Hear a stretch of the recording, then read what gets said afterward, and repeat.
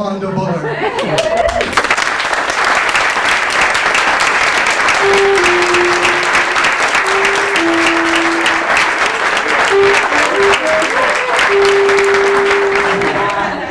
going to tell you a story about my dad. His name was George Bullard. He was born in a rural area right up in the northeast corner of Mississippi that most folks call Prentiss County, and they just call Paradise. He grew up with 8 other siblings on a farm. He married when he was 20, had 2 daughters, and his wife died, so he raised those 2 daughters. And after they were grown, he married my mother, who was about 20 years younger, and they had another family. So I'm the last of the last. My dad was about 50 years old when I was born, and but I was very fortunate to be raised by him. He raised and trained bird dogs all of his life, and that's how he made a living. And if the bird dog business got a little slow, he'd paint a house or 2, do some things like that. But after he got up in his 60s, way in his 60s, someone convinced him to get into politics. And he ran for Board of Aldermen, which is like the city council. And he was elected by a landslide. Everybody loved him. And his assignment was the fire commissioner.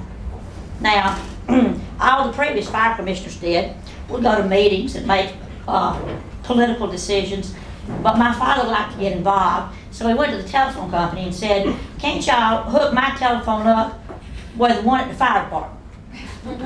So they did, and every time the fire department telephone rang, our phone rang. One long, continuous ring until you picked it up. And then you didn't talk, you just listened to see where the fire was so he could go. And he went to all the fires, day or night. He knew absolutely nothing about firefighting, but he knew how to encourage young men, so he encouraged others. Well, I got involved because my father had almost stopped driving at night because of his age, and as a teenager I had a driver's license, so I had to keep jeans and tennis shoes right there, and I had to drive him at all the 3 o'clock in the morning fires. Well, after a few terms as Board of Aldermen, several people, myself included, convinced him not to do that anymore. But he found out that he missed the camaraderie he had formed with all the firemen. And because the firemen and the police department were in the same building, he missed all the policemen too. So he would just go down there to visit every now and again. And this being a small town, they worked out something which might not have been real legal, but they taught him how to operate the police radio. And anytime anybody wanted a day off or was sick, he'd go in and work an 8-hour shift. And somehow they managed to pay him, I don't know how. But one day he got to his job down at the police department, if you could call it a job, and he discovered, to his amazement, they had a prisoner.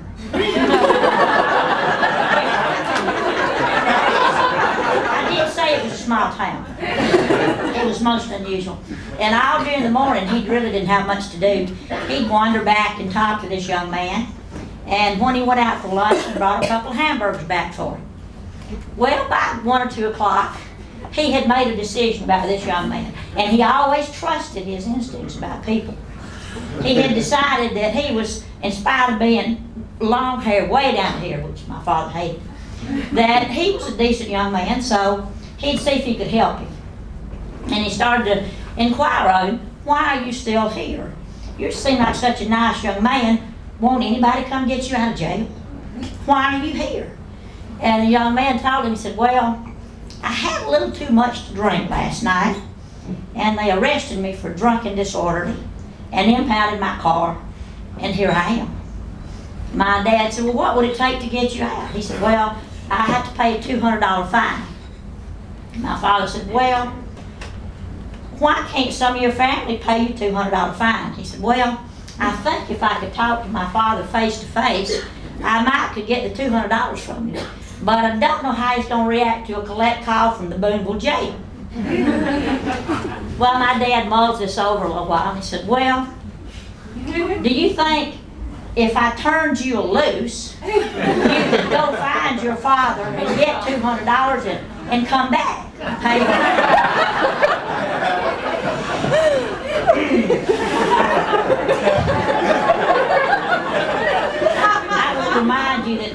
officer's only duties were operating a radio that talked back and forth with the car. So the young man said, well, see, I'm from Corinth, Mississippi. Now that's a town about 20 miles north of Boone. And he said, you know, they impounded my car. I think I could get the money from my dad, but I got no way to get up there. It's 20 miles.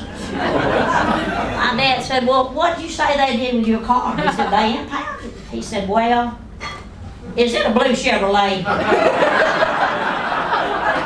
And the kid said, yes, sir, it is. He said, I always parked out in the parking lot. I could probably find the keys.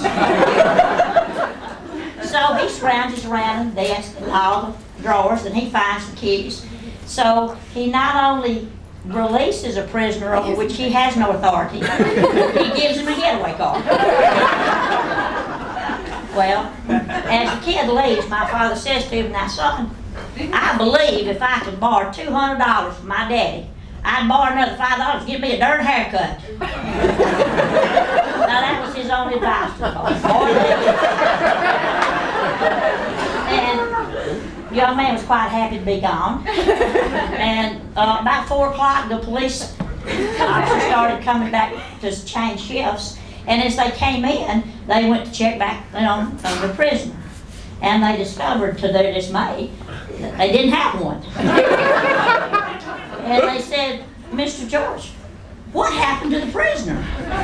My daddy was busy doing his little closing up. He got off at 5, doing his little paperwork. He said, oh yeah, I turned him loose. And the police officer next to him said, you did what? I turned him loose.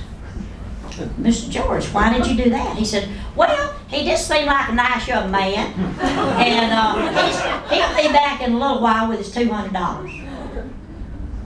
And the police officer was kind of taken aback. He'd known my father all his life, and my father was like a grandfather to most of those guys. He said, okay, well, we'll take care of this. So he goes back over to the policemen. They're trying to figure out how they're going to get out of this without my father losing his unofficial job. And one of them says, well, we'll remind the chief that George Bullard helped get him elected.